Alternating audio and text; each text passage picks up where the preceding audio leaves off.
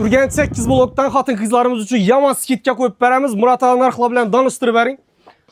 50 ming so'm. O'yin etmang. Ne? Tutkanlarız 50 ming so'm. Tutgan 50 ming so'm. Ne? İşi Katar'daki 3 Katar koftamız ham 50 ming so'mdan. Po'yilning hammasi tutgan 50 ming so'm. so'mdan beraman. Pekin mahsulatimi? Hammasi Pekindeki 3 Katarımız ham 50 ming so'mdan beraman. Hisob. Hammasi Pekindeki ajoyib zo'r narsani. Yozgi narsa hammasi. Xotin qizlar ko'raversa 50 Baskiyada ming umuman so'mdan yo'q. beraman. Kim? Murat aka bu göyneklaringizni senasini ham aytib bering qani? İney. Dvoykala.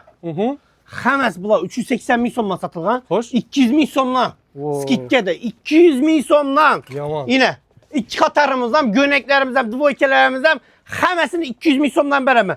Keyin yana bir narsalarimiz bor bunda. Sportivkalar 380 ming, 350 mingga sotilgan, hammasini 200 ming so'mdan beraman.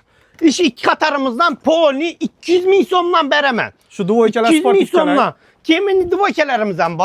Xo'sh. Bular ham 380 ming, 350 mingga sotganmiz 200 ming so'mdan. 200 ming Katarı bilen. Şu Katarımız poni 200 ming so'mdan. 50% skidkada darji. O'rtanang, o'rta beshilcha aka. Ortadaki bir şirketteki futbolkalarımızda hammasi 75 ming so'mdan. Pekin narsaları hammasi. Ajoyib narsa. Har xil narsalar bor o'xshaydi buning ichida beshilcha. Bor. Her xil rasitkalari bor, koftalarimiz bor. Futbolka, kofta. Futbolkalarimiz bor. 75. 75 ming so'mdan beraman.